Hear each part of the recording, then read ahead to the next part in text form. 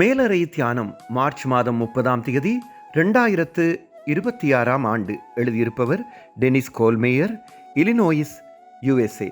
தலைப்பு: திருப்பாடல் வழியாக குணமாக்கல். வாசிக்க வேண்டிய வேதப்பகுதி 109ஆம் சங்கீதம் 21ஆம் வசனம் தொடங்கி 31ஆம் வசனம் வரை.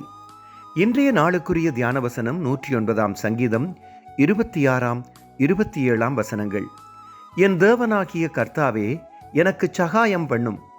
உமது கிருபையின்படி என்னை இரட்சியும். இது உமது கரம் என்றும், கர்த்தாவே தேவரீர் இதை செய்தீர் என்றும் அவர்கள் அறிவார்களாக. நான் மற்றவர்களுக்கு காண்பிக்கும் எனது நற்குணங்களுக்கடியில் கோபமும் மனக்கசப்பும் உள்ள ஒரு 13 வயது வாலிபனாக இருந்தேன். சரியான வாழ்க்கை வாழாத ஒரு குடும்பத்தில் நான் பிறந்ததை வெறுத்தேன். மற்றவர்களுடன் ஒப்பிடும்போது ஏன் எனது குடும்பம் மட்டும் இப்படி இருக்கிறது என்பது எனக்கு விளங்கவில்லை. எனது முது வாலிப காலத்தில் கிறிஸ்துவை அறிந்திருந்தாலும் எனது உள்ளத்தில் மறைந்திருந்த குணங்கள் மாறவில்லை. ஆனால் நாட்கள் செல்ல தாவீதின் சங்கீதங்கள் எனது உள்ளத்தில் இருக்கும் தவறான குணங்களுக்கு முடிவை காண வழிகாட்டியது.